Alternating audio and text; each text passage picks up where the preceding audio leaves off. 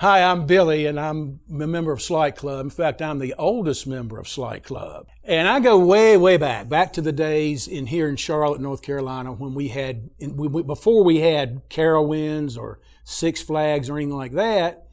Once a year, a carnival would come, a county fair would come to Charlotte.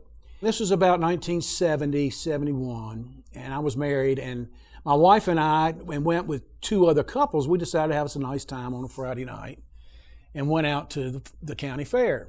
And this one guy that's with us, he just suddenly gets real excited and says, oh God, it's the boxing monkey. We got to go see the boxing monkey. So we looked over there at this tent, one of those big garish oil paintings of a real fierce looking monkey, fangs and everything, holding up his fist. And he said, you got to go see this. You will piss your pants laughing at this shit.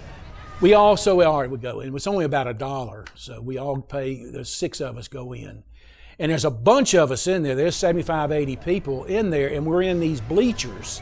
And in the middle of the tent, on the sawdust, is this big, huge steel cage. And hanging down from the center of it is a trapeze. And sitting on this, kind of swinging back and forth, taking his time, was a chimpanzee. He had boxing gloves on his hands, eating the banana and swinging back and forth. He had a helmet on. But it was a football helmet, but all it had was this bar around the front to protect him from biting people. The barker came out and said, "What we've got here is I've got a world champion boxing monkey. Anybody here in the audience who is willing to go in and box this monkey for 2 full minutes, I'll give him $100. And I'll just give you $10 if you just go in the ring with him."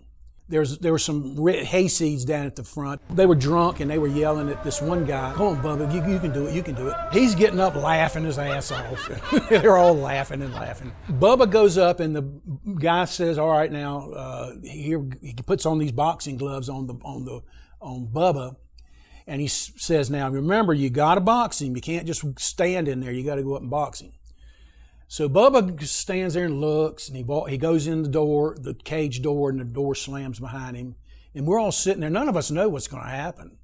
We've never, except this friend of ours. He says, "You're going to piss your pants." Bubba walks up, and he's kind of eyeballing this monkey, and he looks at him, and then he walks up close, just kind of goes up slow. And he's not very far from the monkey. And then he rings back and he cold cocks the living shit out of this monkey right in the head. And the chimpanzee goes flying back and the banana goes flying up in the air. But what Bubba didn't realize, and we had forgotten, their feet are just as good in gripping things as their hands. He just swung around and he used that momentum of coming up. And he jumped on that redneck and just beat the living shit out of him. He ran around him like a squirrel, up and down, just beating on him. We're all in the audience just laughing our asses off. And he's got this monkey on him, and all he can say is, "Get him off, get him off, get him off." So the guy got a banana, and the monkey jumped on the barker to get the banana, and he gave the guy $10. But that was the best entertainment we had. I've never had an entertainment like that. Okay.